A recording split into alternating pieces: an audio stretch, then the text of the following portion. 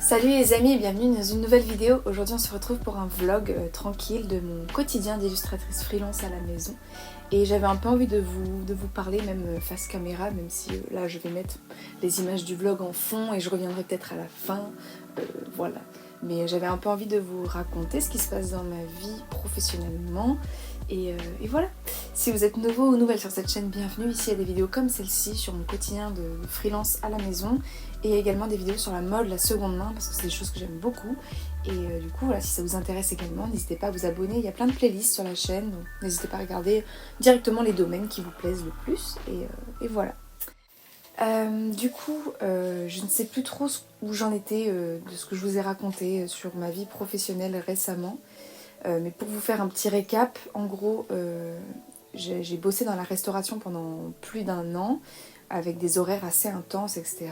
À savoir que je travaillais handicapée, donc à la fin je ne supportais plus très bien le travail physique de ce point de vue-là. Et du coup j'ai arrêté de travailler et j'ai eu le chômage pendant une bonne année. Année pendant laquelle j'ai pu me consacrer du coup à des projets illustratifs personnels. Donc j'ai essayé de faire un premier roman graphique qui n'est pas publié parce que c'est un projet très très personnel, un peu difficile à publier pour plein de raisons. Déjà il y a beaucoup de pages et du coup voilà, et comme je ne suis pas du tout quelqu'un de connu, les éditeurs sont un peu frileux. Voilà. J'ai commencé un deuxième roman graphique que je vais pas tarder à envoyer, je pense, à des éditeurs. C'est quelque chose de plus facilement publiable, je dirais. Ça reste quand même très personnel, mais il y a des codes de la bande dessinée, du roman graphique plus traditionnels, et du coup ça risque de plaire plus facilement, on va dire, et c'est plus vendable, on va dire aussi. Du coup voilà ce que j'ai fait pendant cette année de chômage. Donc j'ai beaucoup travaillé en fait de mon côté, c'est juste que voilà, je n'apportais pas vraiment de rémunération, c'était vraiment le Pôle emploi qui me faisait vivre. Et en même temps c'est le but un petit peu, quand on cotise, voilà, ça sert à ça. Et là du coup le Pôle emploi allait arriver à sa fin en novembre de cette année 2023. Et donc j'ai commencé à chercher d'autres travail. Donc en septembre j'ai fait 2 semaines de surveillante dans un collège en région parisienne. Ça s'est très mal passé psychologiquement. En fait j'ai eu un gros passage à vide en août et du coup j'étais pas prête à vivre quelque chose de désagréable en fait, tout simplement professionnellement parlant. J'avais des collègues peu sympathiques, on va pas se mentir, qui voilà, ça faisait une forme de bizutage peu agréable. Et en plus de ça, j'étais pas du tout en phase avec la discipline que voulait insuffler l'établissement à ses élèves. Moi j'aime beaucoup les enfants, j'ai pas envie de les traiter comme des menteurs par défaut, quoi. J'ai envie de prendre soin d'eux, de les aider, de les épauler, de leur apprendre des choses, mais pas du tout de juste faire de la discipline pour de la discipline. Je dis pas qu'il faut pas en faire dans certains cas, mais là c'était parti du principe que les enfants étaient malveillants en fait, dans leur cas. Et ça pour moi c'est pas possible en fait, parce qu'on se construit mal si on part du principe qu'on est malveillant, je pense. Et bref, et en plus les collègues voilà, étaient vraiment exécrables, hein, voilà. Donc j'ai été en arrêt maladie par mon psychiatre et voilà, j'ai eu des nouveaux diagnostics psychiatriques et donc ça a été un petit peu dur, mais là ça va beaucoup mieux, j'ai pris en compte tout ce qu'on m'a dit, etc. Et du coup j'ai d'autres petits jobs, donc là j'ai plein de petits jobs différents. Ça me donne pas vraiment un salaire pour vivre, mais ça commence à ressembler à quelque chose. Donc pour vous expliquer en détail, je fais du babysitting toujours avec la même famille les mercredis, comme l'année dernière. Je fais du babysitting déclaré avec une agence de babysitting les lundis. Ça se passe très très bien, ces 2 petites filles adorables, je les adore. Voilà, je trouve ça vraiment formidable, je suis très contente. Ensuite, les mardis, jeudis et vendredis, je vais dans 3 écoles différentes et je fais des ateliers dans des écoles primaires, donc avec des classes, ça va du CP au CM2 du coup. et des ateliers d'art. Il y en a 2, c'est sur la nature, donc c'est pile dans ce que j'adore parce que j'ai fait illustration scientifique et que je me suis un peu spécialisée dans l'illustration de la nature. Donc c'est parfait. Et un des autres ateliers, c'est faire du stop motion. Donc on fait des petites poupées avec des attaches parisiennes et on va les animer, etc. Du coup voilà, donc je suis très contente de ces ateliers, c'est très agréable, c'est assez bien payé. Du coup c'est payé avec mon statut de freelance, je déclare mes revenus à l'URSSAF et c'est vraiment bien. Et en plus de ça, les lundis, mardis, jeudis et vendredis, je suis surveillante dans une école primaire privée pour les temps du midi. Donc ça me fait pas beaucoup d'heures, mais ça m'impose un cadre et les collègues sont géniaux. Enfin franchement, l'équipe est super. L'école est géniale aussi, les enfants sont adorables. J'aime beaucoup la mentalité de l'école. Après c'est une école privée, donc c'est un peu différent. Mais franchement, je trouve que voilà, l'état d'esprit, bah, il est bien plus bienveillant à l'égard des enfants que dans l'autre collège où j'étais allée. Après, c'est des primaires, donc c'est un peu différent aussi. C'est vraiment une tranche d'âge que je préfère. Je crois que j'aime un peu moins les collégiens aussi de manière générale. Je suis moins en phase avec eux. Et voilà, et les discussions m'apportent moins de choses, je trouve. Après, voilà, chacun ses préférences. Je sais que là, à l'école, moi, mes préférés, c'est les CE2 et les CM1. Parce que du coup, c'est une école où il n'y a pas CP, CE1. C'est découpé dans plein d'endroits différents. Et du coup, là, j'ai que des CE2 au CM2. Et voilà, donc moi, vraiment, les petits, c'est vraiment ce que je préfère. Et du coup, je vous l'avais un peu dit, mais je prépare en candidat libre le concours pour être prof des écoles en maternelle. Le concours, c'est centralisé maternelle primaire au niveau du contenu de cours. Mais moi, après, je me spécialiserai en maternelle.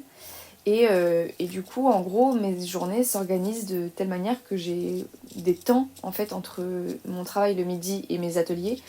J'ai des temps un peu dans les écoles où bah, je vais réviser et donc c'est vachement bien, ça s'organise super bien, ça me donne une bonne routine et je sens que les choses se passent de manière plus harmonieuse pour moi, où je me sens voilà, plus épanouie. Je doute beaucoup moins de ce que je suis en train de faire et voilà. Donc pour l'instant, du coup, ça fait qu'il me reste encore un peu de chômage parce que du coup, comme j'ai eu des revenus, j'ai eu moins de chômage évidemment parce que c'est en fonction de ce que je gagne quand même. On peut avoir le chômage et un travail à côté si le travail, le salaire n'est pas plus gros que ce que le chômage vous donne en gros.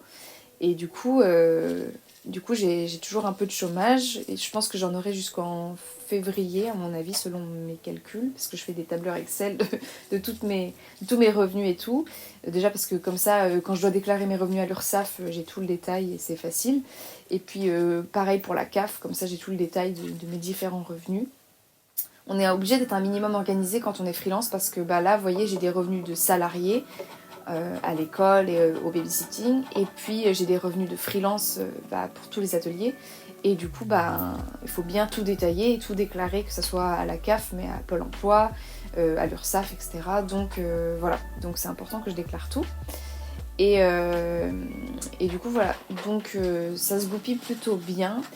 Après, j'espère, du coup, quand j'aurai plus droit au chômage, j'espère avoir droit, du coup, au RSA ou à la prime d'activité, parce que là, pour l'instant, je n'y ai pas droit, ou alors ça sera en décalé, mais j'ai juste un tout petit peu d'APL, et c'est tout.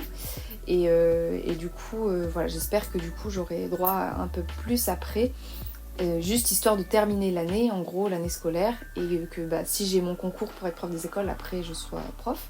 J'espère vraiment l'avoir, je travaille vraiment tous les jours un petit peu pour avancer. Mais voilà, là en ce moment je fais de la grammaire et franchement c'est assez compliqué. Je me rappelais pas que c'était aussi complexe. Mais bon, je me dis si j'ai réussi à l'apprendre petite, il n'y a pas de raison que j'y arrive pas adulte. Surtout que c'est réviser des choses que j'ai déjà apprises.